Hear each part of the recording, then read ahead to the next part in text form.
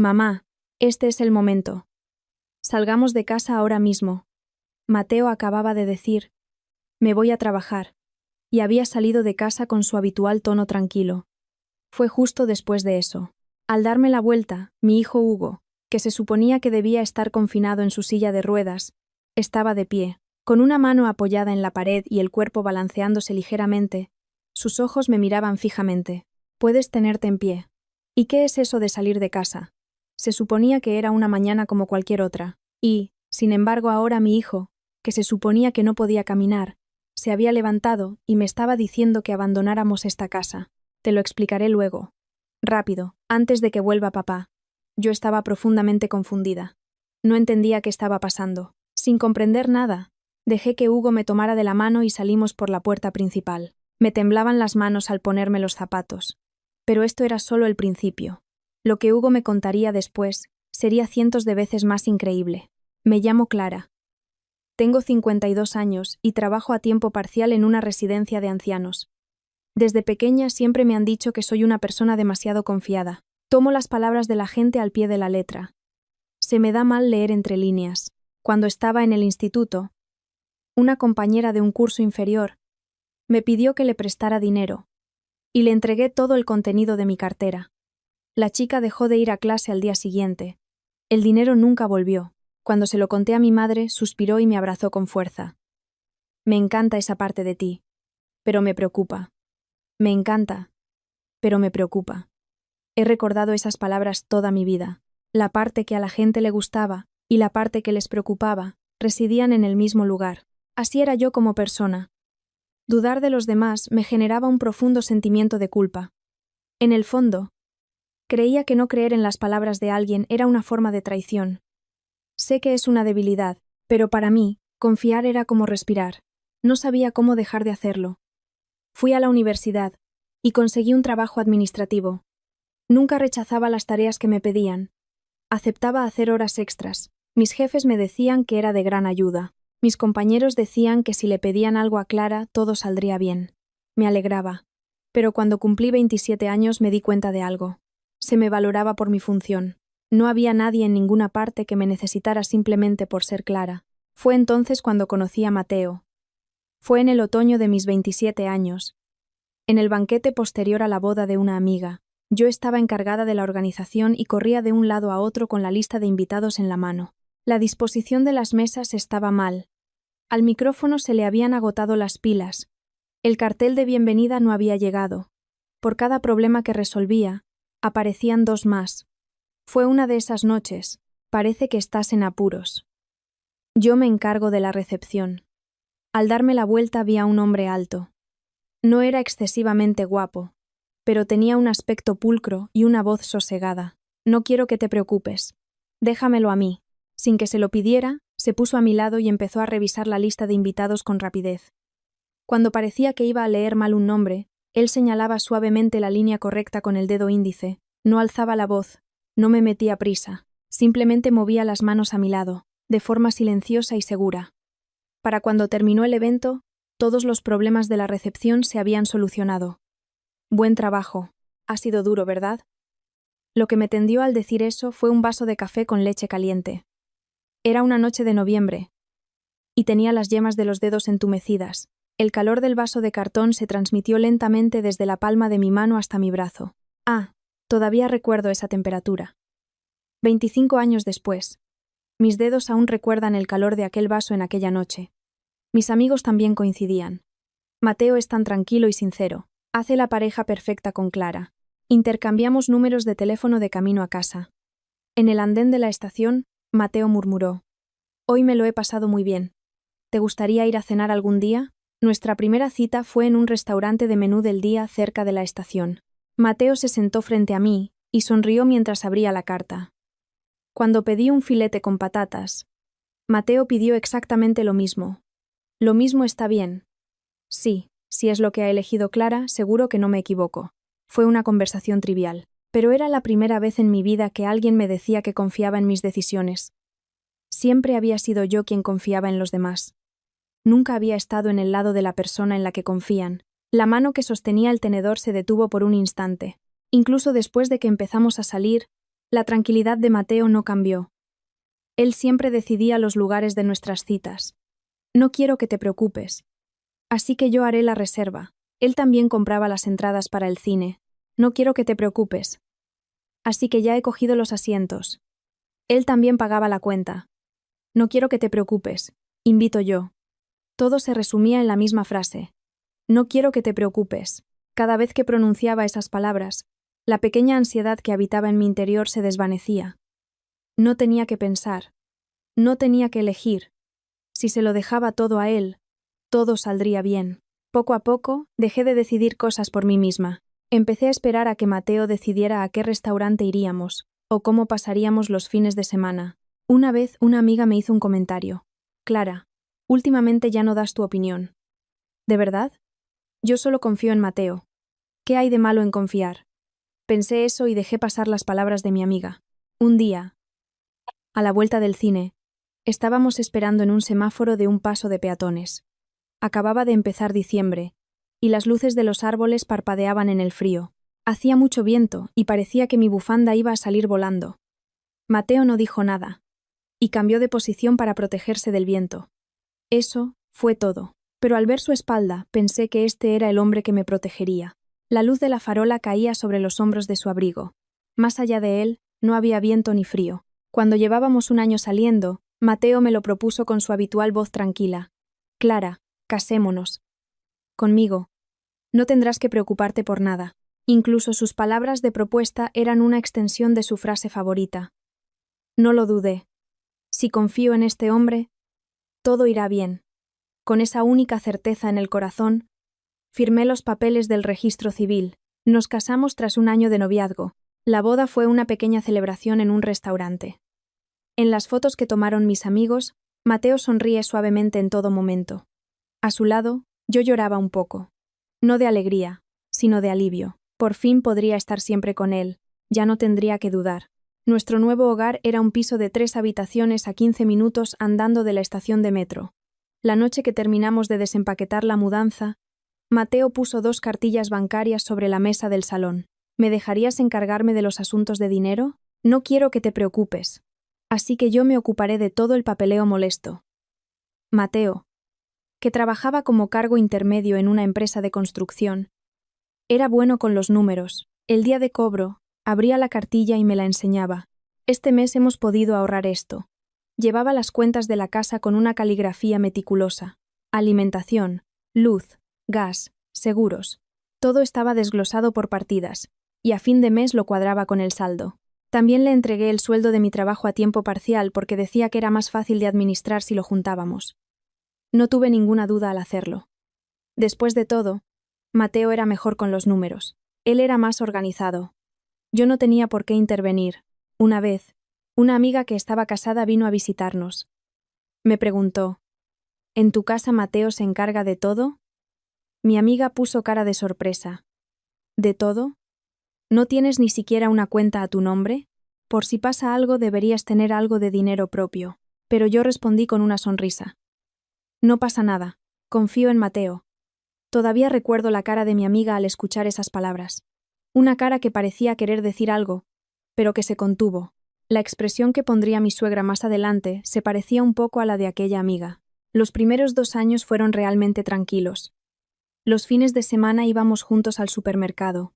Mateo llevaba la cesta, y yo elegía las verduras. Él siempre caminaba detrás de mí, miraba los puerros que yo había elegido y sonreía diciendo, ¿esos están bien? Has elegido bien. En la caja Mateo sacaba la cartera. No te preocupes. Cada vez que escuchaba esas palabras, me sentía aliviada. Un día, durante nuestro 3er año de matrimonio, abrí casualmente el cajón del dormitorio. Era el lugar donde guardábamos los documentos importantes y las pólizas de seguros. Las cartillas bancarias no estaban. Las 2 habían desaparecido. Volví al salón y le pregunté a Mateo. Oye, no encuentro las cartillas. Mateo levantó la vista del periódico y respondió con tranquilidad. Ah, había que hacer unas gestiones en el banco y las he dejado allí. No te preocupes por nada. Sentí como si un alfiler me hubiera hecho un pequeño agujero en el pecho. ¿De verdad se dejan las cartillas en el banco? ¿Existe algo así? Pero esa duda desapareció en 3 segundos. Tengo que confiar, Dudar es traicionar. Ahora sé que aquel agujero no desapareció, simplemente dejé de verlo. En la primavera de nuestro 8º año de matrimonio, a mis 35 años, me enteré de que estaba embarazada. De camino a casa desde la clínica, los árboles empezaban a brotar. Me quedé mirando una pequeña hoja tierna. Tan pequeña, pero ya con la forma perfecta. Después de cenar, sentada frente a Mateo, se lo dije. Parece que lo hemos logrado. Mateo dejó los cubiertos. Sonreía, pero sus ojos no. Las comisuras de sus labios estaban elevadas, pero vi cómo el fondo de sus pupilas se oscurecía por un instante. Lo vi, pero fingí no haberlo visto. Ya veo. Esa cara no era de alegría, era la cara del cálculo. Estaba calculando algo en su cabeza. Los números, los gastos, el dinero que se iba a esfumar a partir de ahora. Pero al instante siguiente, Mateo volvió a su cara de siempre. Tendremos que pensar en un nombre, dijo riendo. Me sentí aliviada. Habían sido imaginaciones mías. Era el Mateo de siempre. Esa noche, después de meternos en la cama y apagar la luz. Los gastos van a aumentar. Solo la voz de Mateo cayó en el dormitorio a oscuras. Una voz aislada, como un monólogo dirigido al techo. Me quedé mirando el techo oscuro con los ojos abiertos. Podía oír la respiración rítmica de Mateo. Nunca había sentido tan lejos a una persona que dormía tan plácidamente a mi lado. A la mañana siguiente, Mateo estaba preparando el desayuno con su cara tranquila de siempre. Si es niño, ¿qué nombre te gustaría? ¿Y si es niña? Al ver a Mateo hablar con tanta alegría, me tranquilicé, pero, viéndolo en retrospectiva, aquello era lo que realmente sentía Mateo. Sus verdaderos sentimientos expuestos, que por la mañana volvía a tapar con la frase: «No quiero que te preocupes». Hugo nació en una fría mañana de diciembre. Las contracciones empezaron a las 2 de la madrugada, en el taxi. Mientras soportaba un dolor que parecía partirme la espalda, apreté la mano de Mateo, que estaba a mi lado. Mateo me devolvió el apretón en silencio. Su mano era cálida y pensé: «Ah, todo irá bien». Cuando salí del paritorio, Mateo estaba esperando en el pasillo, animado por la enfermera. Mateo tomó a Hugo en brazos, y noté que sus brazos temblaban levemente. «Qué pequeño». Solo dijo eso, y tocó suavemente la mejilla de Hugo con un dedo. Lloré al verlo. Este hombre se había convertido en padre. Sus pequeños dedos, su suave calor, el olor a leche. Cuando abracé a Hugo contra mi pecho, sentí que el mundo se encogía. Mientras tuviera a este niño, no necesitaba nada más. Lo creí de verdad. Mateo volvió temprano a casa solo la primera semana. Me ayudó a cambiar pañales, a bañarlo, y caminó por el pasillo acunando a Hugo cuando lloraba a medianoche. A partir de la segunda semana, empezaron las horas extras. Hay un proyecto importante. No te lo había dicho para que no te preocuparas, pero estamos especialmente ocupados por el fin de año. En la tercera semana, casi todas las noches pasaban de las 11. Mi día a día con Hugo era así. A las 3 de la madrugada, me despertaba con su llanto. Cogía a Hugo en la habitación a oscuras. Comprobaba el pañal. No estaba mojado. Le daba el biberón. No bebía. Lo acunaba para que se durmiera. No dejaba de llorar. Seguía balanceándolo de pie. 10 minutos, 20 minutos, 30 minutos. Justo cuando por fin dejaba de llorar, y lo dejaba en la cuna, volvía a llorar. Había que cogerlo de nuevo. Se me adormecían los brazos, me crujían los hombros, pero no podía soltarlo. Si lo soltaba, lloraría de nuevo. Acababa perdiendo el conocimiento mientras me apoyaba de pie contra la pared. El llanto de Hugo me despertaba. Lloraba en mis brazos. Me había quedado dormida de pie. Miraba el reloj. Eran las 4:30 de la madrugada. Faltaba una hora para la siguiente toma. Esa hora se hacía eterna. Cuando amanecía, volvía a empezar el mismo día. Biberón, pañales, brazos. Llanto, biberón, pañales, brazos, llanto. Una repetición interminable. Miraba el calendario y ya no sabía qué día de la semana era.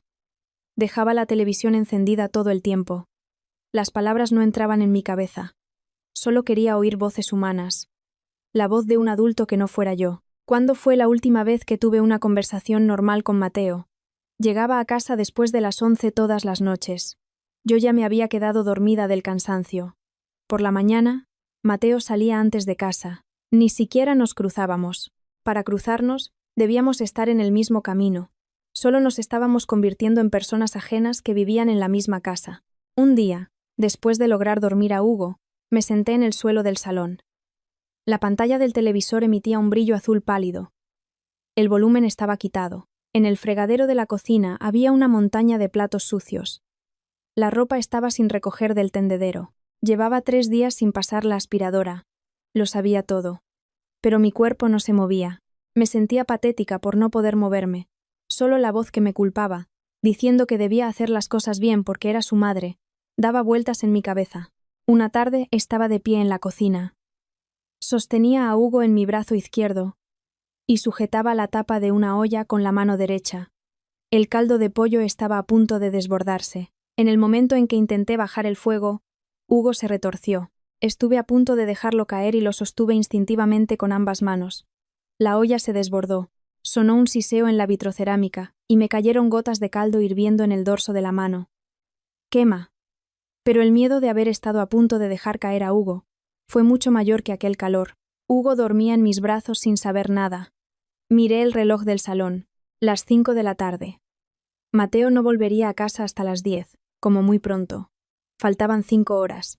Tenía que sobrevivir estas 5 horas yo sola. De repente, mi mirada se posó en el cristal de la ventana. Mi silueta se reflejaba a contraluz en el atardecer. Tenía el pelo alborotado y seguía en pijama. No se me veía la cara. Pero, aunque se hubiera visto, puede que no me hubiera reconocido. ¿Quién es esta persona? Por un instante, lo pensé de verdad, un fin de semana que Mateo estaba en casa. Hugo empezó a llorar. Yo estaba lavando los biberones en la cocina. Tenía las manos llenas de espuma, y no podía moverme de inmediato. Perdona, ¿puedes cogerlo un momento? Mateo dejó su teléfono móvil en el sofá y tomó a Hugo. Lo tuvo en brazos unos 10 minutos, paseando por el salón. Hugo no dejaba de llorar. Mateo dijo tranquilamente: no para de llorar. Parece que prefiere a su madre. Y al decir esto, me devolvió a Hugo. No lo hacía con mala intención. Había caminado con él durante 10 minutos, aguantando los llantos. Si hubiera mala intención, me habría enfadado, pero no podía decirle nada a alguien sin mala intención. Parece que prefiere a su madre. Era un rechazo disfrazado de amabilidad. Yo no puedo hacerlo. Tú lo haces mejor. Por eso, hazlo tú. Yo sabía que eso era lo que quería decir. Lo sabía. Y no dije nada, porque no había otra opción. Yo era la madre. Esa noche, después de acostar a Hugo, me miré en el espejo del baño. Tenía ojeras oscuras. Los labios estaban agrietados y descamados. ¿Cuándo fue la última vez que me maquillé? ¿Cuándo fue la última vez que fui a la peluquería? ¿Cuándo fue la última vez que me llamaron por mi nombre? Señora, mamá, esposa de Mateo. Nadie me llamaba Clara. Me estaba disolviendo en el papel de madre y perdiendo mi contorno. Pero no tenía dónde contárselo a nadie. Mateo estaba ocupado. Muchos de mis amigos seguían solteros, y aunque les explicara esta soledad, no la entenderían. Estuve a punto de llamar a mi madre, pero me detuve. No quería que se preocupara. En el momento en que esa frase salió de mis labios, mi mano se detuvo de repente. Esa era la frase típica de Mateo. Yo también estaba usando las mismas palabras, pero esa extraña sensación se hundió rápidamente en el fondo del agotamiento. No tenía margen para pensar. Al día siguiente también tendría que despertarme a las 3 de la madrugada. En ese momento, dormir era lo único que importaba. Estaba al límite. Habían pasado 3 meses desde que nació Hugo. ¿Cuántos días había podido dormir en condiciones? Sentía el cuerpo pesado como el plomo, y tenía la cabeza nublada. Incluso para sumar algo sencillo me quedaba pensando un momento. Ese día, Hugo no dejó de llorar en toda la mañana. Le cambié el pañal, le di el biberón, lo acuné.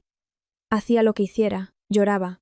Y no hay nada que te acorrale más que un llanto sin motivo aparente. A las 10 de la mañana, estaba sentada en el suelo de la cocina. Sostenía a Hugo en mi regazo sin poder moverme. El llanto daba vueltas en mi cabeza.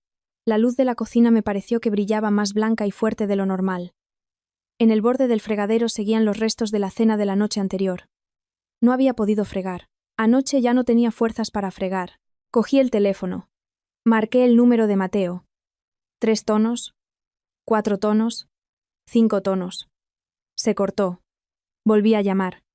Esta vez contestó al segundo tono. ¿Podrías volver a casa un poco antes solo por hoy? Mi propia voz no me parecía la mía. Lo siento. Hoy es imposible. No quiero que te preocupes. Pero este proyecto no se acaba. Al otro lado del teléfono, oí el ruido de teclas. Un sonido seco y rítmico. El sonido de los dedos de Mateo avanzando en otro trabajo llegaba a mis oídos a través del auricular. Estarás bien, ¿no? Si eres tú, Clara. Estarás bien. No. No estaba bien. Por eso estaba llamando. Pero esas palabras no salieron de mi garganta. Sí. Estoy bien. Colgué. Hugo. Seguía llorando en mi regazo. Media hora después, sonó el timbre de la puerta. ¿Quién sería a estas horas? Arrastré mi pesado cuerpo hacia la entrada. Abrí la puerta. Mi suegra, doña Teresa, estaba allí. Llevaba una bolsa de supermercado en una mano y con la otra estaba plegando un paraguas. Su mirada era severa. Su voz, áspera. Me ha llamado Mateo. Dijo que su mujer estaba desbordada y que viniera a ver cómo estabas. Será posible. Si ese hijo idiota mío simplemente volviera a casa. Desde que nos casamos, mi suegra siempre había sido una persona intimidante. La primera vez que fui a saludarla, me miró de arriba abajo y me dijo: «Eres demasiado confiada». En la boda sonrió poco, y cada vez que nos veíamos por Navidad, me preguntaba si estaba haciendo las cosas bien. No recordaba que me hubiera dicho una palabra amable. Y esa suegra estaba ahora de pie frente a mí. Teresa entró y se dirigió directamente hacia Hugo. Tomó en brazos a Hugo, que seguía llorando, sin dudarlo. Tenía unas manos grandes, nudosas y llenas de arrugas, pero eran las manos de alguien acostumbrado a tratar con bebés. En los brazos de Teresa, el llanto de Hugo se detuvo de golpe. Sus sollozos se hicieron cada vez más silenciosos, y finalmente cerró los ojos. Parecía mentira. Este niño, que no había dejado de llorar durante 3 meses, por mucho que lo acunara, dormía plácidamente en los brazos de mi suegra. Teresa se quedó mirando la cara de Hugo un rato. Yo no supe leer su perfil. ¿Estaba enfadada? ¿Estaba aliviada o estaba viendo algo más? Luego Teresa me miró. «Entra a bañarte. Hablaremos después». Pero Hugo, a este niño lo vigilo yo. «Venga, vete ya». Era una voz que no admitía réplica. Fui al baño tal y como me lo indicó. Apenas tenía fuerzas para quitarme la ropa. Se me atascó. Y tardé varios segundos solo en eso. Abrí el grifo para llenar la bañera. El agua salía golpeando y haciendo un sonido rítmico. Solo oía ese sonido. No oía llantos. En el momento en que me sumergí en el agua, toda la tensión de mi cuerpo desapareció. Como si hubiera estado conteniendo la respiración durante estos 3 meses. Dejé escapar un largo y profundo suspiro. La temperatura del agua penetraba en mi piel, desde las yemas de los dedos, pasando por los hombros, el cuello. Las juntas de los azulejos de la pared se volvieron borrosas de tanto mirarlas. Aquí no había nadie, no había llantos, ni la blancura de la luz de la cocina, ni el sonido del teclado. Solo existía la temperatura del agua. Pensé sinceramente que no sabía que existiera algo tan reconfortante en el mundo. ¿Cuánto tiempo me habré quedado ahí? Al salir del baño, en la mesa de la cocina había un plato hondo de caldo bien caliente y una buena porción de tortilla de patatas recién hecha. Salía vapor, olía a comida de verdad. Lo que traía Teresa en la bolsa del supermercado eran patatas, cebollas y huesos para hacer caldo. Había venido con la intención de cocinar desde el principio. Me senté en la silla y tomé un sorbo de caldo. Estaba caliente, sabía a hogar, y bajó suavemente por mi garganta. En ese momento, se me derramaron las lágrimas. No pude parar. Mientras tomaba el caldo y comía la tortilla, lloré a mares. No sabía por qué lloraba, si por agotamiento, por soledad, o por el alivio de que alguien hubiera venido. Todo se mezcló y salió en forma de lágrimas. Teresa siguió limpiando la cocina, dándome la espalda todo el tiempo. No se dio la vuelta. Se quedó así hasta que terminé de llorar. Solo sonaba el tintineo de los platos. Curiosamente, ese sonido me resultaba reconfortante. Que hubiera alguien ahí. ¿Qué salvación puede llegar a ser solo eso? Al irse, mientras se ponía los zapatos en la entrada, Teresa murmuró: «¿Cómo le va últimamente a ese? Parece que tiene mucho trabajo». Teresa detuvo las manos mientras se ataba los cordones. Levantó la barbilla por un instante. Estuvo a punto de decir algo, pero se contuvo. Abrió la boca una vez y volvió a cerrarla. «Eres demasiado buena, niña». Otra vez esa frase, la que me llevaba diciendo desde que me casé. En aquel momento pensé que era un sarcasmo, que no le caía bien, pero la mirada de Teresa aquel día no era la de alguien que estuviera diciendo un sarcasmo. A partir de entonces, Teresa empezó a buscar excusas para venir a casa, porque pasaba por aquí cerca, porque las patatas estaban baratas, porque le había sobrado caldo. Todo eran mentiras. Desde la casa de Teresa hasta la nuestra se tardaban 40 minutos en metro. No era cerca. Pero yo le seguía el juego. Era más fácil para las dos. Los días que venía Teresa coincidían siempre con los momentos en los que el frigorífico empezaba a quedarse vacío. Aparecía justo cuando la necesitaba, como si pudiera verlo. Un día que caí en la cama por un resfriado, Teresa también vino. Al abrir la puerta, me encontré a Teresa con una mascarilla y 3 bolsas de supermercado. Pasaba por aquí cerca. La persona de los 40 minutos de metro volvía a decir que estaba cerca. Teresa fue directa a la cocina y empezó a preparar una reconfortante sopa de arroz. Le cambió el pañal a Hugo, puso una lavadora y pasó la aspiradora. Mientras yo estaba tumbada en el sofá del salón, Teresa me tapó con una manta, sin decir nada. Cuando me desperté, en la mesa había sopa de arroz tapada con film transparente, un poco de tortilla y manzanas peladas. Teresa ya no estaba. Había dejado una nota en la cocina. Calienta la sopa y cómetela. Hugo durmió hasta la tarde. La ropa limpia está recogida. Eso era todo. No ponía cuídate ni volveré. Era brusca, como siempre. Pero la sopa tenía un sabor suave, como a mí me gustaba. ¿Cómo lo sabía? Nunca le había dicho que me gustaban los sabores suaves, pero se había fijado. Teresa siempre había estado atenta. No lo decía con palabras. No decía todo irá bien ni debe ser duro, pero me lo transmitía todo con sus acciones. Te estoy vigilando. Me importas. El afecto de Teresa siempre tenía esa forma. A partir de que Hugo cumplió los 10 años, empezó a coincidir más con Teresa en la cocina. Teresa le enseñó a Hugo a hacer el sofrito para los guisos, cortar la cebolla finita, poner un buen chorro de aceite de oliva en la sartén. Fuego lento. Remover con cuidado para que no se queme. Hay que tener paciencia. Teresa no decía mucho. Simplemente hacía los mismos movimientos a su lado para enseñarle. Hugo lo imitaba en silencio. Un día, Hugo le dio un mordisco a escondidas a una croqueta recién hecha, y puso cara de no haber hecho nada. Teresa no se dio la vuelta. Dándole la espalda, solo dijo una frase. A la abuela no le gustan las mentiras. Eso fue todo. No le gritó, no le interrogó. Solo le transmitió el hecho en silencio. Hugo se quedó callado un momento, y luego abrió la boca él mismo. Lo siento. La he picado. Teresa asintió sin darse la vuelta. Eso fue todo. Pero fue suficiente. A partir de entonces, Hugo empezó a prepararme estofado de ternera para cuando yo llegaba del trabajo. Mamá, hoy he cocinado yo. La postura de Hugo al decirlo era la misma que cuando Teresa le enseñaba. La espalda recta, ligeramente inclinado hacia adelante. La mano que sostenía el cuchillo acompañaba suavemente al ingrediente en la tabla de cortar.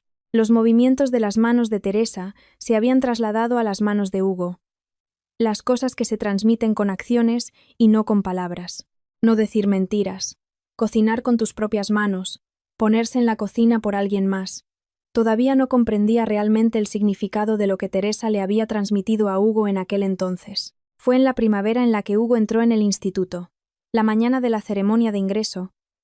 Hugo se puso el uniforme nuevo y sonrió con cierta vergüenza. Me noto los hombros rígidos. Te acostumbrarás enseguida. Te queda muy bien. Hicimos fotos en la puerta. Mateo se puso al lado de Hugo. Tienes buena cara. No quiero que te preocupes, pero a papá se le van a saltar las lágrimas. Una sonrisa tranquila. El Mateo de siempre. En aquel momento, todavía no se había roto nada, o al menos así me lo parecía. Me di cuenta de que algo iba mal en junio de ese mismo año. En la cinta de la caja del supermercado, a fin de mes, puse leche, huevos, puerros y el cacao soluble favorito de Hugo. Abrí la cartera. Solo tenía 2 billetes de 10 euros y algunas monedas. Miré el importe total en la pantalla de la caja y volví a comprobar el interior de mi cartera. Había la misma cantidad. Había gente esperando detrás. Tenía que darme prisa. Perdone. Me devuelve esto, por favor. Le tendí el cacao a la cajera. Sentí como si mi propia voz fuera absorbida por el techo del supermercado. La cinta de la caja seguía moviéndose. La leche, los huevos y los puerros avanzaron. Solo el cacao volvió a las manos de la cajera. De camino a casa, la bolsa pesaba menos. Pesaba un bote de cacao menos. Al llegar a casa, le pregunté a Mateo. Parece que todavía no nos han ingresado el dinero para los gastos de este mes. Mateo respondió sin apartar la vista de la televisión. Ah, es que este mes han cambiado el sistema de contabilidad y se ha retrasado. No te lo dije para que no te preocuparas. Supuse que esas cosas podían pasar. No es raro que el sistema de contabilidad de una empresa cambie. Yo puse el dinero de la comida de mi sueldo del trabajo a tiempo parcial. Al mes siguiente tampoco hubo ingreso. Lo siento. Parece que aún no han terminado la migración del sistema. Espera un poco más. Cuando llegó el tercer mes, me pareció demasiado raro. ¿Se tarda 3 meses en cambiar el sistema de contabilidad? Después de cenar, mientras fregaba los platos, saqué el tema. Oye, ¿podrías preguntar a la empresa por lo de los gastos de la casa? Creo que 3 meses es mucho tiempo. Mateo se levantó lentamente del salón y se acercó a la puerta de la cocina. Su cara estaba tranquila, pero en el fondo de sus ojos había algo parecido a una fina neblina. ¿Acaso no confías en mí? Era una voz sosegada. No estaba enfadado. Sonaba dolido, o al menos, así me sonó a mí. Yo llevo trabajando para ti todo este tiempo. ¿Dudas de eso? El agua seguía saliendo del grifo. Tenía las manos frías. Solo le había preguntado por los 3 meses sin ingresos. ¿Por qué me estaba reprochando? Pero esa duda se desvaneció con su frase. ¿Acaso no confías en mí? Tengo que confiar. Dudar es traicionar. Lo siento. No era mi intención. Mateo sonrió levemente y volvió al salón. Fue también en esa época cuando la hora de llegada de Mateo a casa empezó a ser irregular. Antes solía volver a las 10. Luego pasó a ser a las 11. Y cada vez más a menudo después de la medianoche. Una vez, pasó de la 1 y no había vuelto. Le envié un mensaje. Hoy llegaré tarde. Tardó 20 minutos en salir el doble cheque azul. Lo siento. La cena de negocios se ha alargado. No quiero que te preocupes. Acuéstate sin mí. Leí la respuesta y dejé el móvil en la mesilla de noche. Me quedé mirando el techo.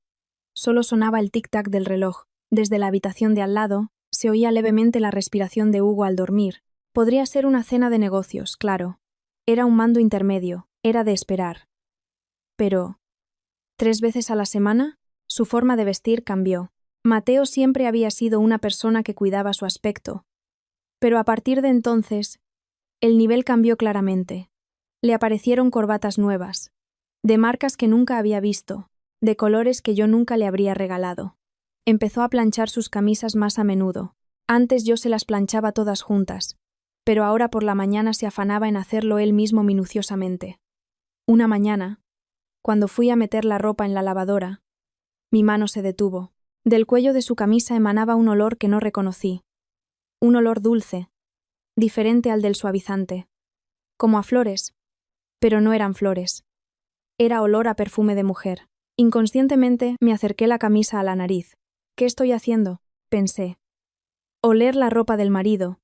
Lo había visto en las películas. En aquel entonces pensaba que era una exageración, y ahora lo estaba haciendo yo. Quise asegurarme una vez más, pero mis manos se adelantaron y tiraron la camisa a la lavadora. Cerré la puerta. Apreté el botón de inicio. Empezó a sonar el agua llenándose, un ruido grave y constante. El nivel del agua subía en el tambor. Sentí que mientras durara ese sonido, no tendría que pensar en nada. Ese olor también se estaría disolviendo ahora mismo en el agua. Empezó a dejar su móvil boca abajo. Antes siempre lo dejaba en la mesa con la pantalla hacia arriba, pero desde hacía un tiempo, siempre lo ponía del revés. Cuando sonaba una notificación, lo cogía rápidamente y se iba a otra habitación. Cuando volvía, su cara estaba tranquila, como si no hubiera pasado nada. Empezó a ducharse nada más llegar a casa. Antes se duchaba después de cenar, pero ahora, nada más entrar, se iba directo al baño. Es que he sudado mucho, decía. En noviembre. Todo estaba a la vista. Individualmente podían ser cosas insignificantes, pero todas apuntaban en la misma dirección. Yo no quería saber qué había al final de ese camino. Un día, mientras Mateo se duchaba, dejó el móvil en la mesa. La pantalla estaba hacia arriba. Raro. Se habría olvidado de darle la vuelta. La luz de notificaciones parpadeaba. Estuve a punto de acercar la mano. La punta de mis dedos tocó el borde del móvil, el tacto frío del metal, el pequeño relieve del borde de la pantalla. Mi dedo se detuvo con ese tacto. Si miraba, se acabaría todo. Esta vida se acabaría. La rutina de Hugo en esta casa, la espalda de Mateo diciendo hasta luego todas las mañanas, todo se rompería. Pero si no miraba, todo seguiría igual, sin recibir el dinero para los gastos, saltándome el almuerzo, pulsando el botón de inicio de la lavadora para seguir disolviendo aquel olor. No sabía qué me daba más miedo. Desde el baño se oía el ruido de la ducha, el agua golpeando la pared. ¿Desde cuándo Mateo llegaba todas las noches directo al baño? He sudado mucho, decía, en noviembre. Esta noche, el ruido de la ducha me pareció más largo. Retiré la mano. Volví a sentarme en el sofá del salón y tomé el mando de la tele. Miraba la pantalla, pero no veía nada. Lo que no sabía era lo que más miedo me daba. Si abría los ojos, esta vida se desmoronaría, y no sabía qué habría después del derrumbe. ¿Podría criar a Hugo yo sola? ¿Podría salir adelante económicamente? ¿A mi edad, cómo? Por eso seguí con los ojos cerrados, creyendo que la tormenta pasaría. Pero la tormenta no pasó. Mientras tenía los ojos cerrados, seguía erosionando el suelo bajo mis pies de forma silenciosa y segura. Fue en la primavera de los 15 años de Hugo. Ese día era sábado, y yo estaba en el turno de mañana en la residencia de ancianos. Acababa de ayudar a los residentes con la comida, y me estaba poniendo la chaqueta en la sala de descanso. Sonó el móvil. Un número desconocido, el prefijo no me resultaba familiar. Sí, soy Clara. Llamamos del hospital de urgencias. ¿Es usted la madre de Hugo? El brazo que estaba a medio meter en la manga de la chaqueta se quedó petrificado. Su hijo ha sido atropellado por un coche mientras cruzaba un paso de peatones en bicicleta. Está consciente. Sin embargo, tiene un fuerte golpe en la parte inferior del cuerpo y ahora mismo le están haciendo pruebas. Está consciente. Repetí esa frase en mi cabeza una y otra vez. Se lo expliqué a mi jefe y pedí un taxi. Desde el asiento trasero, llamé a Mateo muchas veces. La primera vez se cortó. La segunda vez se cortó. La tercera vez saltó el buzón de voz. Mateo, Hugo ha tenido un accidente. Está en el hospital. Ven rápido, por favor. Mi voz se quebraba. También le envié un mensaje. Hugo, accidente de tráfico. Hospital de urgencias. Ven rápido, por favor. No salía el doble check azul. A través de la ventanilla del taxi, el paisaje de primavera pasaba volando. Los árboles de la calle empezaban a reverdecer. Cada vez que girábamos en un cruce, el paisaje familiar del barrio se sucedía rápidamente. La puerta trasera del instituto al que iba Hugo. El bar de tapas al que íbamos los dos a menudo. Esas calles por las que había pasado tantas veces hoy me parecían de otro lugar. El mundo estaba tan tranquilo. Pero en mi interior todo parecía estar desmoronándose. Llegué al hospital. Cuando di mi nombre en recepción, una enfermera me guió hasta la puerta de la sala de tratamientos. Un pasillo blanco, olor a desinfectante, el sonido lejano de las ruedas de una camilla repiqueteando en el suelo. Esperé sentada en una silla metálica. Mis manos, cruzadas sobre mi regazo, no dejaban de temblar. Miré el móvil. Todavía no había respuesta de Mateo. 10 minutos, 20 minutos, 30 minutos. Por el mismo pasillo, personas en bata blanca iban y venían. El dobladillo de sus batas ondeaba al pasar a paso ligero. Nadie me miraba. Nadie me decía nada. Solo me quedaba esperar. Mientras esperaba, intenté visualizar la cara de Hugo. Su cara al salir de casa por la mañana. Su espalda mientras se subía a la bicicleta diciendo hasta luego. Esa espalda estaba ahora dentro de esa sala. Volví a mirar el móvil. Ni siquiera había doble check azul. Salió un médico. Es usted la madre. Tiene un fuerte hematoma en la parte inferior del cuerpo y una fisura en el hueso de la pierna derecha. Por suerte, no hay daños en la cabeza. Sin embargo, tendrá que pasar un tiempo en silla de ruedas. Silla de ruedas. Esa palabra cayó pesadamente en mi pecho como una piedra. Cuando entré en la sala, Hugo estaba en la cama. Tenía la pierna derecha escayolada y unos rasguños en el lado izquierdo de la cara, su mejilla enrojecida por el desinfectante, y la blancura de las sábanas del hospital hacían resaltar su mala cara. Hugo, ¿estás bien? ¿Te duele? Hugo miró al techo y asintió levemente. Estoy bien. Eres tú la que está pálida, mamá. Estaba a punto de llorar. Pero si lloraba allí, Hugo se asustaría. Me mordí el labio y me senté en la silla junto a la cama. Le cogí la mano. Estaba fría. La aguja del gotero estaba clavada en el dorso de su mano. El líquido transparente fluía lentamente por el tubo. Le he avisado a tu padre. Seguro que viene enseguida. Hugo no dijo nada. Se limitó a mirar al techo. Pasó una hora. Llegó el mensaje de Mateo. Estoy fuera por trabajo y no puedo moverme. Iré mañana. Me quedé mirando la pantalla. Fuera por trabajo y no puedo moverme. Su hijo ha tenido un accidente y está en el hospital. Pero no puede moverse. Iré mañana. Mañana, no hoy. Me temblaban los dedos y no podía escribir la respuesta. Tampoco sabía qué escribir. Detrás de la cortina de la cama de al lado, se oía a alguien hablar por teléfono con voz apagada. Sí. Estoy bien. No te preocupes. Escuché. Alguien intentaba tranquilizar a otra persona. Escuchando esa voz, apagué la pantalla de mi móvil. Al día siguiente, Mateo tampoco vino. 2 días después, por fin apareció. La puerta de la habitación se abrió, y Mateo entró vestido con traje. La corbata estaba perfectamente anudada. El pelo, arreglado. Parecía cansado, pero no tenía prisa. Hugo, ¿estás bien? No quería que te preocuparas. Pero me salió un viaje de negocios urgente. Perdona por no haber venido antes. Su voz tranquila, su tono habitual. Hugo seguía mirando al techo desde la cama, sin siquiera mirar a la cara a su padre. ¿Te duele la pierna? ¿Qué ha dicho el médico? Hugo no respondió. Lo hice yo por él. Una fisura en la pierna derecha. Estará en silla de ruedas un tiempo. Necesitará rehabilitación. Mateo asintió diciendo ya veo y le dio unas palmaditas en el hombro a Hugo. Bueno, eres joven. Te curarás pronto. No te preocupes. Hugo ni siquiera apartó la mano de su padre. Simplemente no la miró. Ni la mano de su padre, ni su cara, ni su presencia. Como si allí no hubiera nadie, se limitó a mirar al techo. Después de que Mateo se fuera, quien llegó fue mi suegra, Teresa. Tuvo que haber tardado casi 2 horas haciendo transbordo entre autobuses y el metro. Cuando oí los pasos de Teresa entrar en la habitación, casi me levanto por instinto. Teresa se sentó en la silla junto a la cama sin decir nada. Y le tomó la mano a Hugo. Sus manos nudosas y arrugadas envolvieron las manos jóvenes de Hugo. Teresa guardó silencio. Hugo también guardó silencio.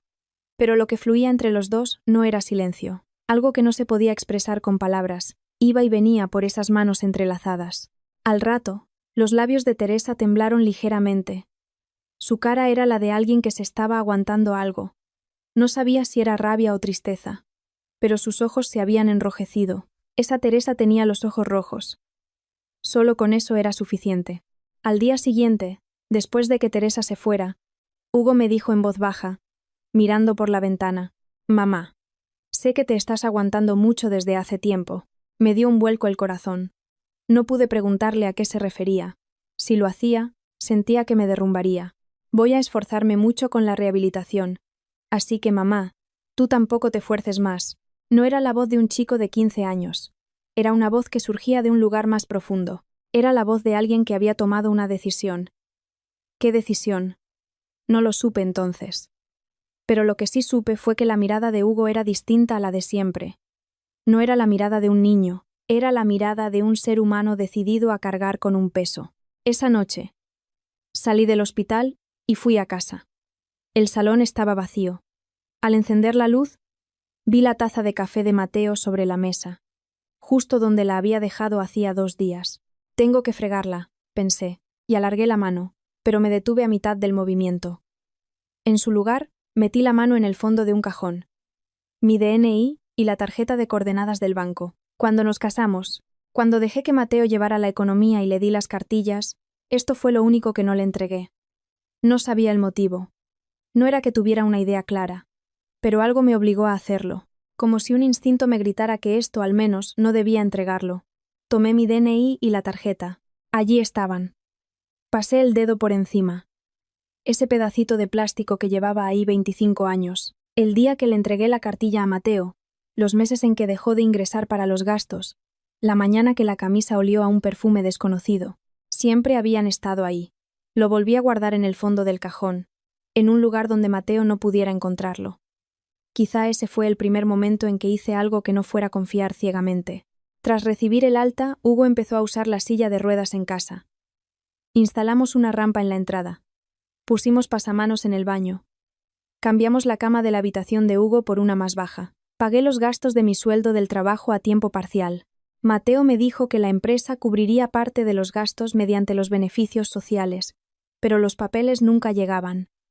Cuando le insistía, me daba la respuesta de siempre: no te lo quería decir para que no te preocuparas, pero parece que los trámites se están retrasando. No le pregunté más. Iba a sus revisiones al hospital y hacía rehabilitación. El médico dijo: la recuperación va por buen camino. Me mostraba las radiografías para explicarme el estado del hueso. Si sigue así, en 6 meses o un año volverá a poder hacer una vida normal sin problemas. Me alegré, pero Hugo no parecía querer dejar la silla de ruedas. Me gustaría seguir usándola un poco más. Todavía hay veces que me falla la pierna. Eso le dijo también al médico. Yo pensé lo mismo. Seguro que le había quedado el miedo al accidente. No había necesidad de forzarle. Me equivocaba. El motivo por el que Hugo seguía en silla de ruedas no era por precaución con la rehabilitación. Lo supe todo mucho después. En la casa de Teresa, aquella mañana, después de que Hugo me sacara de casa, nos lo contó todo. Aquella tarde volvía del instituto. Iba por la avenida en bicicleta. Eran las 3 de la tarde en primavera. Había terminado las clases temprano, y todavía quedaba mucha luz. Era el mismo camino de siempre, donde el polvo de la calle se levantaba con las ruedas a cada pedalada. Estaba esperando en el semáforo antes del cruce. Al otro lado de la calle, vio una espalda conocida. Su padre, de traje. A las 3 de la tarde de un día laborable. Debería estar en la oficina. ¿Por qué estaba allí? Antes de poder formularse esa pregunta, los ojos de Hugo se fijaron en la persona que acompañaba a su padre. Era una mujer. Una mujer que no conocía. Tendría unos 30 años y llevaba un vestido de colores vivos. Los dos salieron de un salón de juegos. Su padre y la mujer se reían juntos. Su padre decía algo y ella reía sacudiendo los hombros. Su padre también reía. Hugo no conocía esa sonrisa. La sonrisa de su padre en casa era siempre sosegada, tranquila. Pero ahora, el padre que estaba al otro lado de la calle reía de una forma completamente distinta. Parecía feliz. Feliz desde el fondo de su corazón. Una expresión que nunca había visto en casa. Los dos empezaron a caminar juntos. La mujer caminaba despacio, ajustándose al paso de su padre. Su padre dijo algo, y la mujer asintió. Hugo percibió la distancia entre ellos. No era la distancia de una familia. El semáforo se puso en verde. Hugo pisó el pedal. ¿Quería acercarse a su padre o quería huir? El propio Hugo nos dijo que no lo sabía, solo que su cuerpo se movió. En el momento en que entró en el cruce, un coche apareció por la izquierda. El sonido de un frenazo. El impacto. Su cuerpo voló por los aires y se estrelló contra el asfalto. Sintió un dolor atroz en la pierna derecha. Su mente se quedó en blanco. Tumbado boca arriba, Hugo no pudo moverse durante un rato. La pierna derecha estaba mal. Cuando intentaba moverla, un dolor ardiente le subía hasta la cadera. El frío del asfalto calaba lentamente en su espalda y en los omóplatos. Olor a humo de tubo de escape. El sonido lejano de un claxon. Voces de gente a su alrededor. ¿Está bien? Llamen a una ambulancia. Una ambulancia. Por encima de aquel alboroto, Hugo movió solo el cuello para mirar al otro lado del cruce. Su padre estaba allí. Le estaba mirando. Había distancia, pero debía haberlo visto. Alguien tirado en un cruce. Un grupo de gente alrededor. Una bicicleta tirada en el suelo. Era imposible no verlo. Los ojos del padre se encontraron con los de Hugo. Fue un instante. Al segundo siguiente, su padre tomó a la mujer del brazo y desapareció por un callejón. No se dio la vuelta. Llegó la ambulancia. Lo subieron a la camilla. El enfermero le hablaba, pero no podía oírle bien. Justo antes de que se cerraran las puertas de la ambulancia, Hugo miró por última vez hacia el callejón. No había nadie. Su padre no había vuelto. Mientras esperaba en la cama de urgencias haciéndole pruebas en el hospital, Hugo se quedó mirando al techo todo el rato. Cuando llegué, esa era la razón por la que solo miraba al techo. No era que no quisiera ver la cara de su padre. Es que no tenía el valor de mirar hacia la puerta creyendo que su padre aparecería. Si miraba al techo, no tendría que hacerse ilusiones. Nos contó que unos días después le preguntó con disimulo, durante la cena, con un tono casual: «Papá, el otro día, ¿No estabas cerca de aquel cruce? Mateo se rió, con su habitual sonrisa tranquila, moviendo los cubiertos, girándose un poco hacia la televisión sin la menor sombra de recelo. ¿Qué dices? Llevo todo el día en la empresa. No quería que te preocuparas. Por eso, me quedé haciendo horas extras. En el instante en que vio esa sonrisa, algo se rompió dentro de Hugo. Dijo que sonó un pequeño clic, como el de un hilo al romperse en silencio. El padre que tenía enfrente estaba mintiendo. Vio a su hijo tirado sangrando y huyó. Le pregunta sobre ello y miente con una sonrisa. No quiero que te preocupes. Esas palabras le parecieron por primera vez un arma blanca. Palabras de cobardía disfrazadas de amabilidad. Palabras para eludir su responsabilidad. Todo era mentira. Lo que había debajo de aquella sonrisa tranquila de su padre era todo mentira. Esa noche, Hugo pasó mucho tiempo mirando el techo a oscuras en su habitación. En la oscuridad, recordaba aquel callejón, el callejón por el que desapareció su padre. El callejón vacío. Y entonces, se acordó de unas palabras. Aquella frase que Teresa había dicho de espaldas en la cocina, la frase que pronunció sin darse la vuelta cuando robó la croqueta de la nevera. A la abuela no le gustan las mentiras. Aquella voz brilló silenciosamente en su habitación a oscuras. Hugo tomó una decisión: proteger a su madre. Vería con sus propios ojos qué estaba pasando en esta casa. El motivo por el que Hugo seguía en silla de ruedas no era por la precaución en la rehabilitación, era porque, siendo un niño inmovilizado, su padre no sospecharía de él. Un adolescente de 15 años ocultó su recuperación para desenmascarar las mentiras de su padre. Cuando lo escuché, me quedé sin palabras. Este niño había estado luchando solo desde aquel día, sin decírselo a nadie, sin apoyarse en nadie. Durante un año, la historia continúa. La mañana, una semana después del accidente, el primer día que Hugo volvió a casa tras recibir el alta, hizo algo. A las 6 de la mañana, por el pasillo todavía a oscuras, avanzó lentamente con sus muletas. Abrió la puerta de entrada y metió la mano en el buzón. Había un sobre dentro. Un sobre marrón de oficina. Remitente. Compañía de seguros. Destinatario. Mateo. Al darle la vuelta, había unas letras pequeñas impresas. Notificación de cancelación del seguro de ahorro infantil. Hugo se quedó mirando ese sobre bajo la tenue luz de la entrada. El fondo universitario. El dinero que se había estado ahorrando poco a poco, con el sueldo de mi trabajo a tiempo parcial, a su nombre, para pagar su universidad. Se había cancelado sin previo aviso. Hugo no devolvió el sobre a su sitio. Abrió la cámara del móvil y sacó fotos del anverso y el reverso del sobre. Luego sacó los documentos y fotografió página por página. La fecha de cancelación, el importe de la penalización, el número de cuenta del ingreso. Lo registró todo. Volvió a guardar los documentos en el sobre y lo metió en el buzón. Su padre se levantaría pasadas las 7. Si lo dejaba todo como estaba para entonces, no se daría cuenta. Hugo volvió a su habitación y creó una carpeta nueva en su teléfono. La llamó Registro. A partir de aquel día, Hugo empezó a despertarse antes que nadie.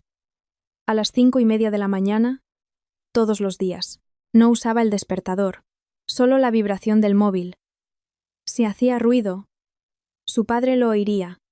Avanzaba por el pasillo oscuro en silla de ruedas. Incluso había ajustado la presión de aire de las ruedas para que hicieran el menor ruido posible al deslizarse sobre el parqué. Abría la puerta de entrada muy despacio. Comprobaba el buzón poco a poco para que las bisagras no chirriaran. Si había correo a nombre de su padre, lo fotografiaba todo. Anverso, reverso, el interior, y luego lo devolvía. Llegaron cartas de empresas de microcréditos. No era una. Pasaron a ser 2. 3 empresas. Sobres con la palabra urgente impresa en rojo. Cartas en formato recibo que decían último aviso. Extractos de tarjetas de crédito. La cifra superaba lo que Hugo pudiera imaginar. Miles de euros que se evaporaban en restaurantes y salones de juegos. Llegó la cancelación del seguro de vida. El seguro a nombre de Mateo para proteger a la familia desapareció silenciosamente. Llegó el aviso de impago de la hipoteca. 3 meses de morosidad. Si no verificamos el pago, consideraremos iniciar acciones legales. Hugo lo fotografió todo. Lo guardó en la carpeta por orden de fechas. Al nombre del archivo le puso la fecha y el remitente. Era un trabajo muy laborioso. tan monótono que no dejaba espacio a las emociones. Era igual que como le había enseñado Teresa a hacer el sofrito. No forzar los ingredientes, no dejarse llevar por la impaciencia, solo mover las manos, repetirlo cada mañana. A fuego lento. Durante un año. 365 días. Días de lluvia, de nieve, incluso cuando estaba resfriado. No falló ni un solo día. Frente a su padre Hugo cambió. Antes le tuteaba, pero de repente empezó a tratarle de usted. Papá, ¿a qué hora volverá hoy?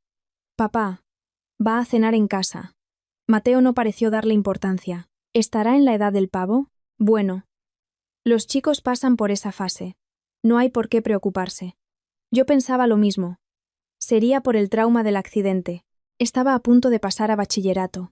No era raro que un adolescente pusiera distancia con su padre. Me equivocaba. Hablarle de usted no era por la edad del pavo. Era para marcar distancia. Si estaba demasiado cerca, se le notaría lo que sabía. Se le escaparían sus emociones. Por eso construyó un muro con las palabras. Un muro de cortesía, fino, pero infranqueable. Hugo también se volvió callado.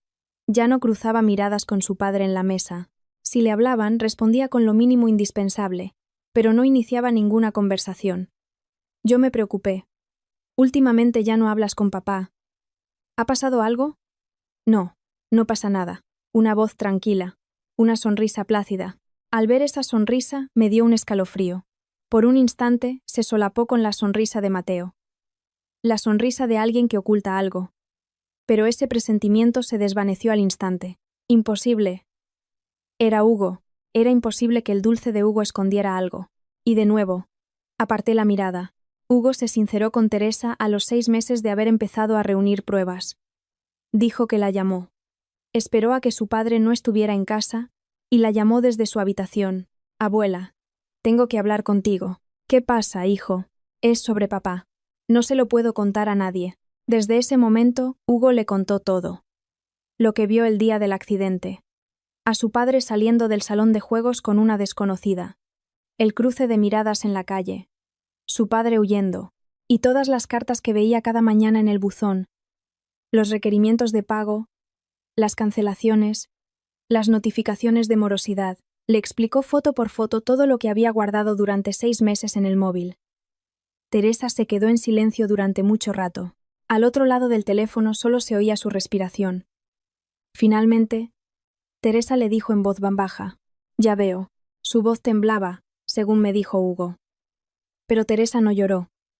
En vez de llorar, dijo lo siguiente: «No te precipites. Guarda las pruebas. Sí. No borres las que ya tienes. Y todas las que lleguen a partir de ahora, guárdalas también. Ponles la fecha. No alteres el orden. Entendido. Y no le digas nada todavía a tu madre. Porque, si se lo dices ahora, esa chica se romperá. Si alteramos el orden de las cosas antes de tener todas las pruebas y una vía de escape lista, lo estropearemos todo». La voz de Teresa era tranquila. Pero Hugo dijo que oyó algo crujir al otro lado de la línea. Hugo no sabía qué era ese sonido. Pero yo sí lo sé. Era el corazón de Teresa crujiendo. El sonido del instante en que comprendió todo lo que el hijo que había criado les estaba haciendo a su mujer y a su nieto. Teresa se quedó paralizada mucho rato después de esa llamada. Sentada frente a la foto de su marido difunto, se quedó mirando la imagen. Nadie sabe qué estuvo pensando. La tutoría de Hugo fue en otoño de su primer año de bachillerato. La profesora era una mujer joven y hablaba con educación.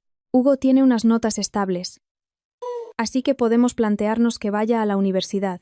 Sin embargo, si tienen problemas económicos, quizás sería buena idea preparar la solicitud de una beca lo antes posible. Problemas económicos. Esas palabras me dieron un pinchazo en el pecho. Muchas gracias. Tenemos un seguro de ahorro infantil, pero lo consultaré con mi marido. Debía estar ahí. Lo contratamos cuando nació Hugo.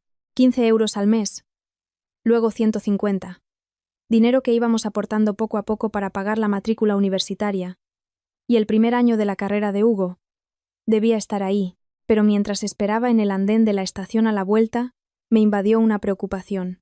Últimamente no había hablado de dinero con Mateo. Tampoco había visto las cartillas.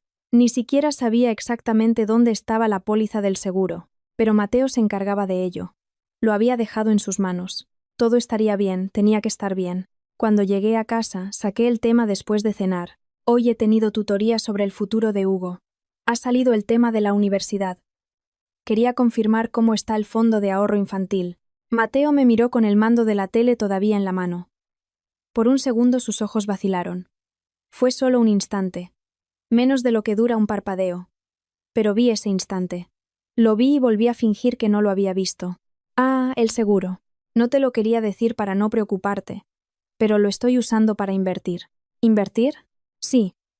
Un amigo financiero me aconsejó que lo pasara a un fondo de mayor rentabilidad. Todo está bien. Va a volver a nosotros multiplicado. Una sonrisa calmada, una voz llena de seguridad. El seguro se había invertido. A un fondo mejor. Iba a multiplicarse y a volver. Yo no entendía de finanzas, pero Mateo era bueno con los números. Si Mateo lo decía, seguramente sería así. Entiendo, me dejas más tranquila. Gracias. Le creí. A pesar de todo, le seguí creyendo. A veces me doy rabia a mí misma, pero no sabía cómo dejar de confiar en él. Hugo estaba en la habitación de al lado. Al otro lado de la puerta, estaba escuchando toda la conversación. El seguro hacía mucho tiempo que se había cancelado. Hugo lo sabía. Hacía un año que había fotografiado el aviso de cancelación en el buzón. Que estaba invertido. Que iba a volver multiplicado. Todo era mentira. Hugo dice que estaba en su habitación con los puños apretados, tan fuerte que las uñas se le clavaban en las palmas. Inmediatamente después, Mateo fue a otra habitación e hizo una llamada. Las paredes eran finas. Desde la habitación de Hugo se oía claramente la voz de su padre. «Mamá, soy yo. Quería pedirte un favor. Estaba llamando a Teresa. Clara me ha preguntado por el seguro de ahorro infantil y le he dicho que lo estamos invirtiendo. Por si acaso Clara te pregunta, por favor sígueme la corriente». Hubo un pequeño silencio. No quiero que se preocupe. Así que mamá, mantén el secreto, por favor. Hugo tenía la oreja pegada a la pared. Su padre estaba pidiendo a Teresa que le cubriera las espaldas. Trataba de hacerla cómplice de su mentira. Cuando colgó, Hugo llamó rápidamente a Teresa. «Abuela, ¿acaba de llamarte papá?» «Sí. ¿Qué te ha dicho?» Teresa se quedó en silencio un momento. Al otro lado se escuchó el ruido de un largo suspiro. «Que me calle sobre lo del seguro. Abuela, ya lo sé. Lo sé todo». La voz de Teresa era distinta a la de siempre. No era su voz brusca y fuerte habitual. Era una voz que parecía surgir de un lugar mucho más profundo. Según me enteré más tarde, Teresa se quedó con el teléfono en la mano, incapaz de moverse. Durante mucho rato después de colgar. Se quedó sentada en la silla de la cocina sin siquiera darse cuenta de que oscurecía. Por su cabeza pasaba un único recuerdo. De hacía más de 30 años. Mateo iba a primaria. Un día trajo un examen a casa. Un examen de matemáticas. Un 3 sobre 10. Tenía que enseñárselo a su madre. Pero Mateo escondió el examen con el 3 en el fondo de la mochila. A la hora de cenar, Teresa le preguntó, ¿no tuvisteis un examen hoy? Mateo sonrió, con la sonrisa más inocente del mundo. Todo ha ido bien, mamá. No te preocupes. Aquellas palabras y aquella sonrisa. Teresa no le regañó en ese momento. Sabía que mentía, pero no se lo echó en cara, porque esa sonrisa era demasiado inocente. Este niño no era malo, solo no quería preocupar a su madre. Era un niño muy bueno, y se lo creyó. Encontró el examen en su mochila unos días después. Un 3. Para entonces ya había pasado el momento de regañarle. Solo le dijo, «La próxima vez esfuérzate más». A partir de entonces, Mateo se convirtió en un niño que ocultaba lo que no le convenía. Si se peleaba con un amigo, no pasa nada. Si se olvidaba de hacer los deberes, no te preocupes. Cada vez que mentía, mostraba aquella sonrisa, y Teresa cada vez pensaba que era un buen chico y no le reñía. No podía reñirle por mentir. Esa mano suya de hacía 30 años estaba estrangulando ahora a su nuera y a su nieto. Teresa, sentada frente a la silla de la cocina, lo comprendió. Ella lo había criado. Ella había criado a ese mentiroso. No le riñó cuando debió hacerlo. Se escudó en la ilusión de que era un buen chico y dejó pasar las mentiras. Esas mentiras crecieron durante 30 años hasta crear al hombre que le quitó las cartillas a su mujer, canceló el seguro de su hijo y abandonó a su hijo atropellado en la calle. Teresa dejó el teléfono en la base. Se levantó y se sentó frente a las cenizas de su marido difunto. Miró su foto. El fino humo del incienso se elevaba. No supo cuánto tiempo estuvo así. De pronto, Teresa se levantó decidida y sacó una vieja agenda de teléfonos del fondo del armario. Pasó las páginas amarillentas. Las yemas de sus dedos estaban secas, y las páginas no pasaban bien. Se humedeció el dedo con la punta de la lengua y encontró el contacto de un bufete de abogados. Apuntó el número de teléfono de un abogado de la ciudad en una hoja de papel. Hugo me dijo que a la mañana siguiente, cuando Teresa llamó a primera hora, no le temblaba el pulso en absoluto. La mano de la abuela no temblaba nada. Estaba tan serena que daba miedo, me dijo Hugo.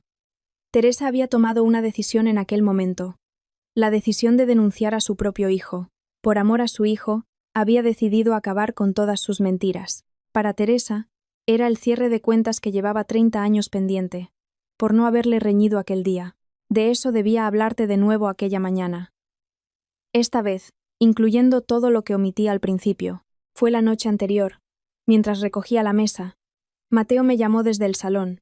Clara, ¿me puedes conceder un rato mañana? Después de la cena. ¿Qué pasa? Es sobre la refinanciación de la hipoteca. Ya lo habíamos hablado antes y creo que es hora de hacer el papeleo. Quería que le echaras un vistazo a unos documentos. Una voz tranquila, apoyado en la mesa con los codos y con una sonrisa que denotaba una pequeña disculpa. No quiero que te preocupes. Así que yo he resumido las partes difíciles. Clara, solo tendrás que firmar unos papeles del banco. Firmar. Parecía fácil. Si era para refinanciar la hipoteca, seguro que bajaban los intereses. Si aliviaba los gastos de la casa, no era mala idea. Vale. Después de la cena, Hugo estaba escuchando esa conversación en la habitación de al lado. Las manos que sostenían el libro de texto se detuvieron, sentado en su silla de ruedas. Firmar unos papeles del banco. Esas palabras hicieron que a Hugo le recorriera un escalofrío por la espalda. Hugo, que llevaba un año viendo las cartas del buzón, supo de inmediato de qué se trataba. Las deudas de su padre se habían inflado a un tamaño monstruoso. Las exigencias de pago de las empresas de microcréditos aumentaban cada mes. La hipoteca estaba sin pagar.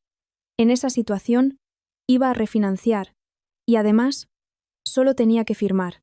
Hugo llamó a Teresa desde la cama por la noche. Hablaba rápido y en voz baja. Abuela, mañana por la noche papá le va a hacer firmar algo a mamá. Dice que es para refinanciar, pero seguro que es mentira. ¿Sabes qué documento podría ser? No lo sé. Pero dice que solo es firmar. Al otro lado de la línea, Teresa dio un pequeño suspiro. Le preguntaré al abogado. Llámame mañana por la mañana. A la mañana siguiente, Hugo se despertó a las 5. Media hora antes de lo habitual. Primero miró el buzón. No había nada nuevo. A las 5:30 llamó a Teresa. La voz de Teresa era dura. Una dureza tensa, distinta a la brusquedad habitual. Le pregunté al abogado. No se trata de ninguna refinanciación. ¿Entonces qué es? Seguramente sean los papeles para añadir un nuevo aval. Quiere que tu madre sea su avalista. Avalista, si firma.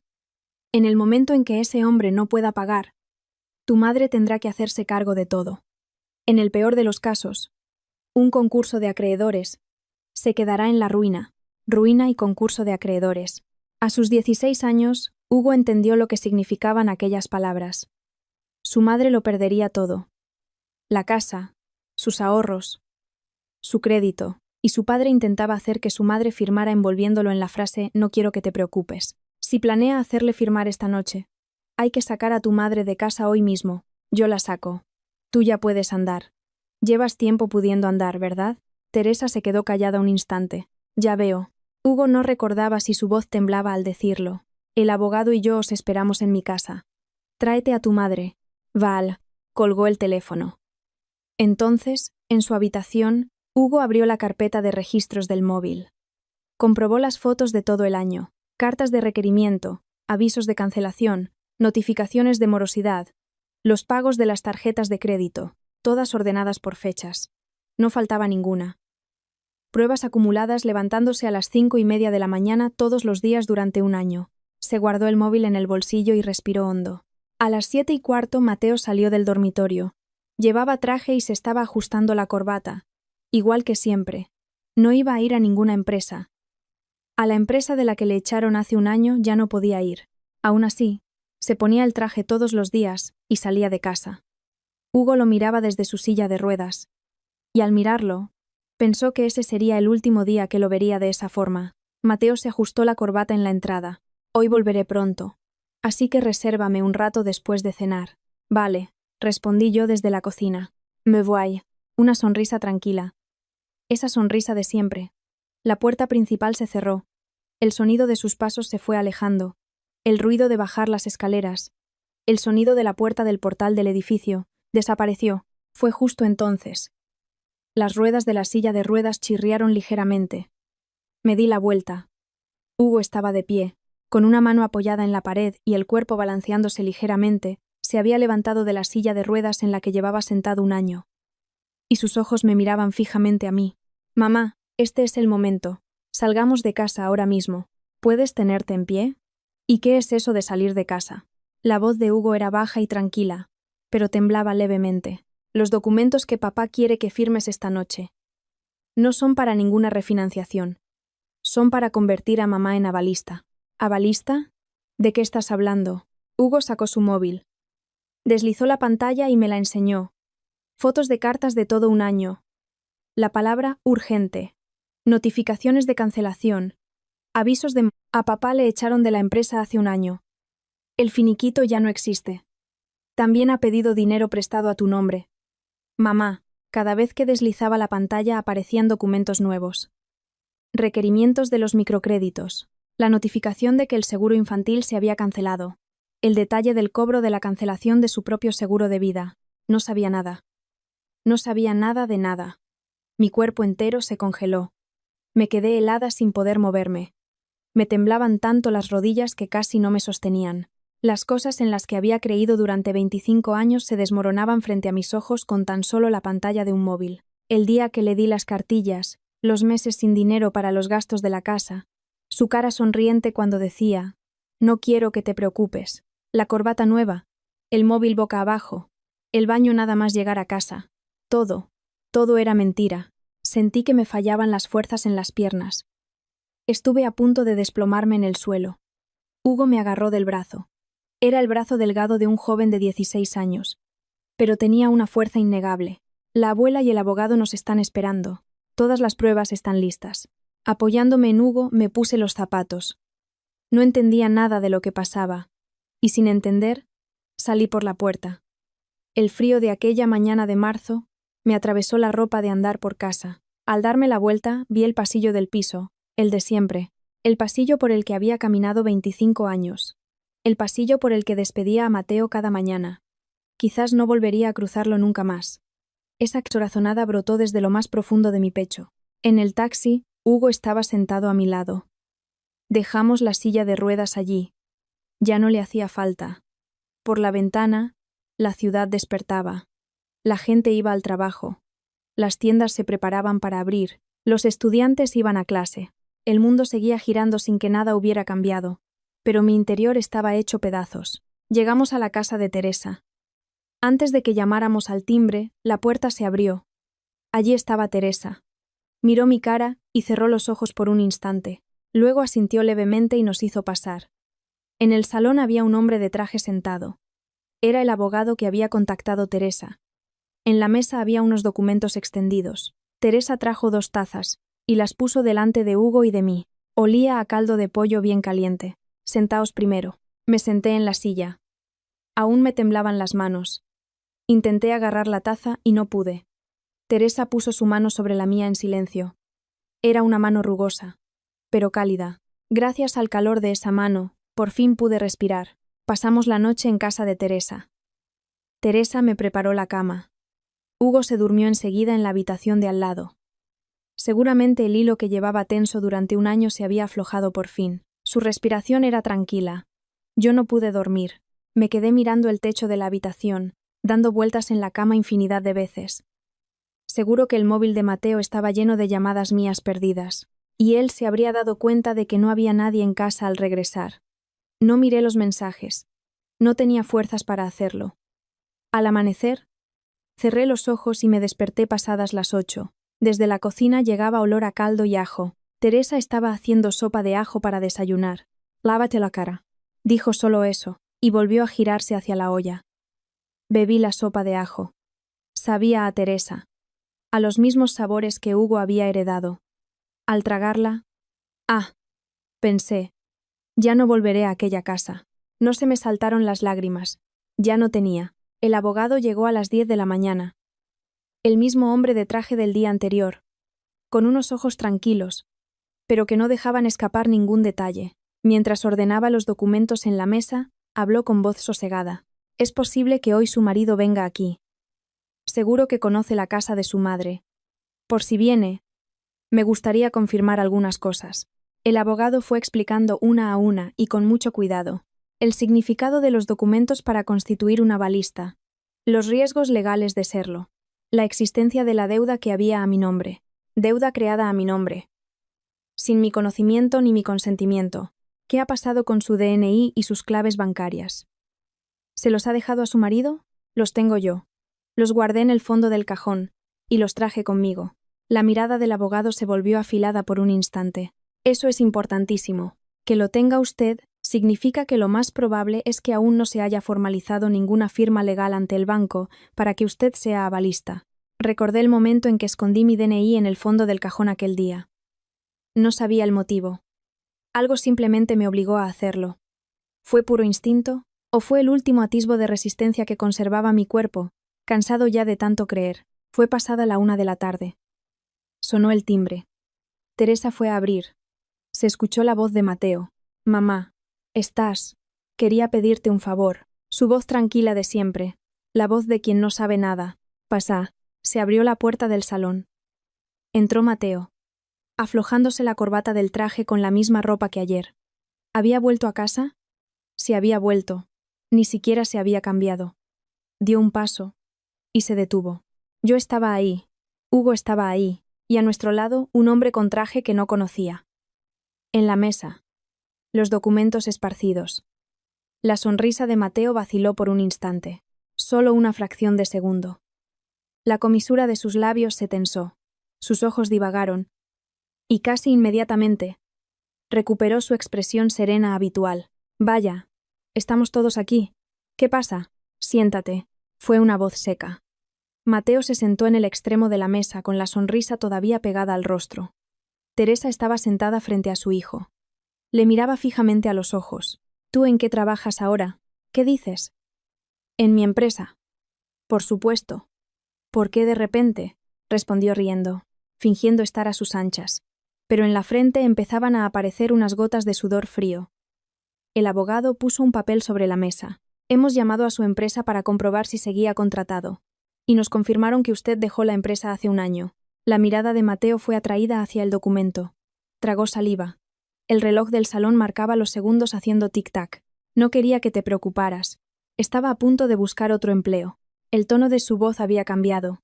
Mezclada con su habitual tranquilidad se vislumbraba una pizca de desesperación. Teresa, sin decir nada, sacó el siguiente papel, el extracto de las tarjetas y microcréditos. Los totales de 3 empresas aparecían agrupados en números enormes. A Mateo se le congeló la cara. No, esto fue solo un imprevisto. Antes de que terminara, Hugo se movió. Le acercó en silencio el móvil. En la pantalla, un año de fotos del buzón, notificaciones de pago, cancelaciones de pólizas, letras rojas pidiendo urgente cobro de deuda. Ordenadas cronológicamente. No era un imprevisto. Llegaron durante un año entero. La voz de Hugo era serena. No reprimía su rabia. Era la voz de alguien que ya había superado la fase del enfado. A Mateo se le quedó la boca medio abierta. Miraba la pantalla del móvil. Parecía necesitar unos segundos para comprender que todo aquello era el historial de sus mentiras. Tú, Hush. Hugo no respondió. Teresa sacó el siguiente papel. La cancelación del seguro infantil. ¿Has cancelado por tu cuenta el fondo universitario de tu hijo para jugártelo en el salón de juegos? Los ojos de Mateo empezaron a nadar. Buscaba un sitio donde apoyar su mirada. En la mesa, en la pared, en el techo, por la ventana. No había escapatoria. Es que estaba invertido. Y, antes de que esa palabra terminara, el abogado desplegó el último documento. Los documentos del banco. Para firmar el aval. Aquellos que iba a hacerme firmar la noche anterior. Le explicaré lo de estos documentos que usted intentó hacerle firmar a su esposa anoche. La voz del abogado era puramente profesional. Palabras exactas, carentes de cualquier emoción. Esto no es una refinanciación de la hipoteca. Son los papeles para avalar una nueva deuda con el piso. convirtiendo a su mujer en avalista. Mateo se quedó petrificado. En caso de que ella hubiera firmado esto, y usted no pudiera pagar, la reputación financiera de su esposa quedaría arruinada, y probablemente se llegaría al concurso de acreedores personal. Concurso de acreedores. Esas palabras congelaron el aire de la sala. La cara de Mateo perdió por completo el color. Los labios se volvieron blancos. Sus manos sobre las rodillas estaban fuertemente apretadas. Los documentos que proporcionó el abogado, las pruebas que Hugo recopiló durante un año, el escenario preparado por Teresa, todo iba dirigido a lo mismo.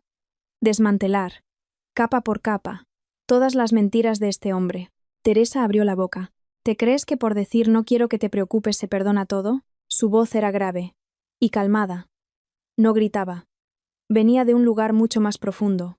30 años de emociones estaban comprimidos en esa frase. Mateo no dijo nada. Ya no le salía su sonrisa. La excusa no quiero que te preocupes ya no asomaba a sus labios. Por primera vez se encontraba en un escenario donde sus palabras no servían para nada. Teresa miraba fijamente a su hijo. En esos ojos no solo había rabia. Había dolor, arrepentimiento y, sin embargo, el amor imborrable que sentía por él, todo entremezclado. En la sala, solo resonaba el reloj de pared, las palabras del abogado se hundieron en la atmósfera del salón. Concurso de acreedores. Aquellas palabras seguían haciendo eco en mi cabeza. Trabajo en una residencia de ancianos. Hay un residente al que le obligaron a quedarse con las deudas como avalista para su vejez. Era una mujer que se llamaba Elena. Bueno, digamos una señora que me lo contó.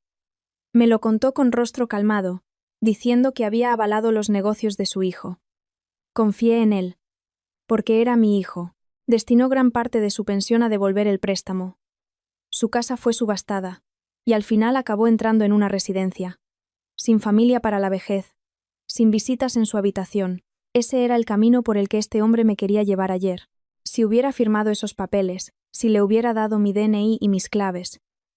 Me recorrió un escalofrío en la espalda. Mateo seguía encorvado en la silla. Sudaba por la frente. El cuello desabrochado subía y bajaba con cada respiración. Era la imagen de una bestia acorralada, pero aún no se había dado por vencido. Levantó la vista. Tenía los ojos llenos de lágrimas. Lo hice por mi familia. Su voz temblaba. Me he estado matando a trabajar por mi familia. Me echaron de la empresa y no sabía qué hacer, pero no quería que se preocuparan. Las lágrimas cayeron de los ojos de Mateo. Recorrieron sus mejillas y gotearon de su barbilla.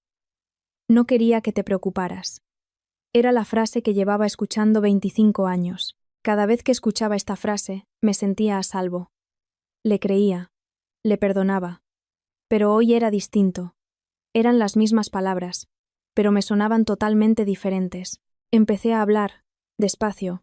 Para no preocuparnos nos lo quitaste todo. Me asombró lo tranquila que sonó mi voz. No era ira, ni tristeza. Era una voz clara y limpia después de disiparse una niebla de 25 años. Me quitaste las cartillas bancarias, dejaste de darnos dinero para gastos, cancelaste el seguro infantil y pediste un crédito a mi nombre. Fui enumerando las cosas con los dedos, y todo para no preocuparnos. Mateo no pudo contestar. Solo lloraba y abría y cerraba la boca. No le salían las palabras. No quiero que te preocupes, ya no servía. Por primera vez, se daba de bruces con la realidad donde esa maldita frase ya no tenía efecto. Pero, ¿sabes? Lo que menos te perdono no es el dinero. Mateo levantó la cabeza. Es Hugo. Hugo abrió la boca. Miraba a su padre a los ojos. Durante un año había evitado cruzar miradas con él. Pero hoy no desvió la vista. Papá, ¿puedo contar lo del día del accidente? Mateo se tensó de golpe. Supo a qué me refería. Vi cómo la sangre abandonaba su rostro. Hace un año, a la vuelta del instituto, te vi. Estabas enfrente del salón de juegos con una mujer que no conocía. Los labios de Mateo temblaron. Intenté acercarme a ti, y un coche me atropelló en el cruce. La sala entera se congeló. Las manos de Teresa se apretaron fuerte sobre la mesa. Cuando estaba tirado en el suelo, me viste, ¿verdad? Mateo abrió mucho los ojos. Me estabas mirando desde el otro lado del cruce. Nuestras miradas se cruzaron. Un hilo de aire roto salió de la garganta de Mateo. Me viste, y aún así. Te fuiste sin más, ¿verdad? Era una voz calmada. No le estaba culpando ni increpando. Simplemente relataba los hechos tal como fueron. tal y como Teresa le había enseñado, sin meter emociones, solo con hechos. Los labios de Mateo se movieron. Parecía que iba a decir algo, otra excusa, otra mentira, pero no salió nada. Hasta no quiero que te preocupes le faltaba ahora. Su hijo sangraba tirado en el asfalto. Le vio y se escapó. La pura realidad que esa frase no podía ocultar se clavaba por fin delante de sus propios ojos. Mateo se derrumbó en la silla apoyando el cuerpo. Se cubrió el rostro con ambas manos. Los hombros le temblaban. No salía sonido de su llanto. Teresa tomó la palabra. Tenía los ojos inyectados en sangre, pero no derramaba lágrimas. Soy yo quien te ha convertido en este tipo de persona. Mateo levantó la cabeza. De pequeño escondiste un examen, y no te reñí. Mentiste, y no te castigué. Preferí convencerme de que eras un niño bueno. Confundí la mentira del no quiero que te preocupes con la bondad de tu corazón. La voz de Teresa era queda. Temblaba, pero cada palabra tenía un gran peso. No te reñí cuando debía haberlo hecho. Este es el resultado que han cosechado 30 años. Un largo silencio. El tic-tac del reloj. El canto de un pájaro a lo lejos desde la ventana. La respiración cortada de alguien. Por eso este es un ajuste de cuentas que tengo que cerrar yo. Así que vas a pagar todo lo que has hecho junto con el abogado. Las deudas y las mentiras. Mateo no dijo nada. Ya no podía ni siquiera asentir. Solo temblaba mientras se tapaba la cara. El abogado procedió discretamente a preparar los papeles. El procedimiento para iniciar el divorcio de mutuo acuerdo. La reorganización de la deuda de mi marido. Y la anulación total del trámite del aval a mi nombre. Todo avanzó con precisión aséptica. El divorcio se formalizó. En lugar de una pensión alimenticia que él no podía pagar, Teresa me entregó una vieja cartilla bancaria. Era una cartilla de ahorros de antaño. Las esquinas estaban dobladas. De tantas veces que se había actualizado en el cajero, estaba gruesa. El nombre de la portada era Hugo. Como nunca me fié de mi hijo, fui ahorrando esto yo aparte. Por mi nieto, cogí la cartilla de ahorros. La abrí.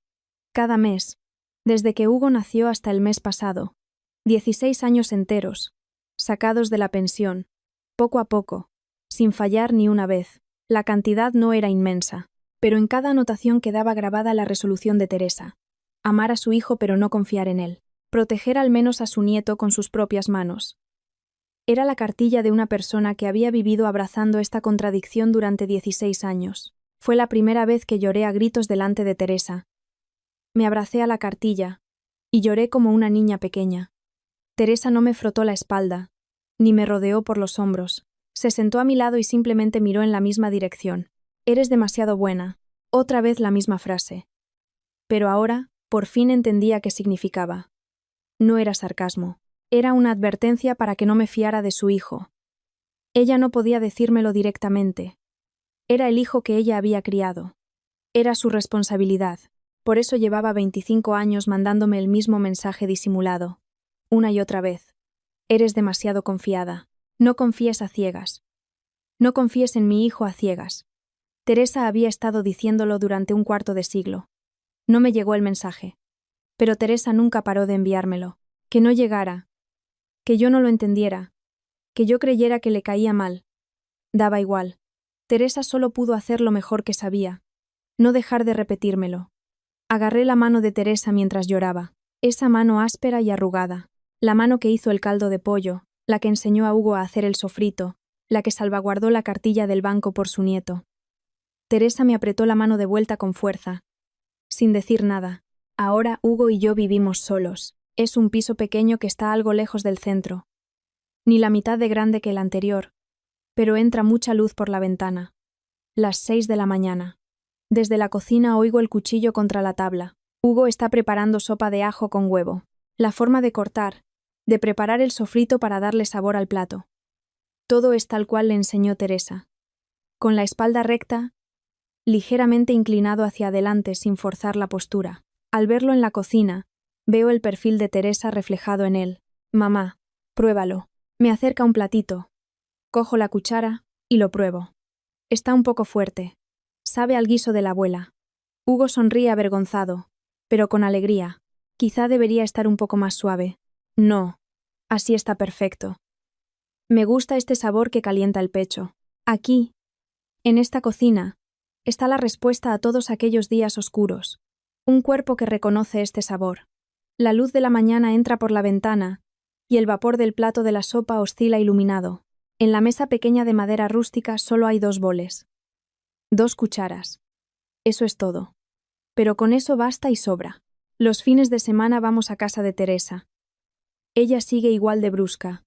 Cuando nos abre, solo dice: «Entrad ya», y vuelve a la cocina.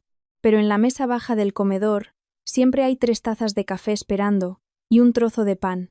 Se queda esperándonos. Hugo y Teresa se colocan en la cocina el uno al lado del otro. Sus espaldas dibujan la misma silueta cuando cortan los ingredientes. A los 78 años, a Teresa ya le cuesta un poco mover las manos. Es ley de vida. Pero a su lado se mueven. Ágiles. Las manos de Hugo para complementar. Teresa le entrega el legado a Hugo, y éste se lo entregará algún día a alguien más. Y yo seré testigo con mis propios ojos.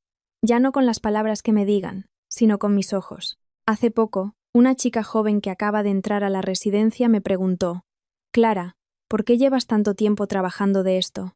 Me lo pensé un segundo antes de contestar. Porque estar al lado de quien lo necesita es lo que yo sé hacer. No he dejado de confiar en los demás. Simplemente ha cambiado mi forma de confiar. Ya no confío ciegamente en las palabras, sino en las acciones. Ya no cierro los ojos. Los mantengo bien abiertos mientras me quedo al lado de las personas que quiero. Doy otro sorbo de la sopa de ajo. Está caliente. Hoy tampoco tengo que preocuparme. Hoy hay aquí un amanecer en el que sí que puedo confiar.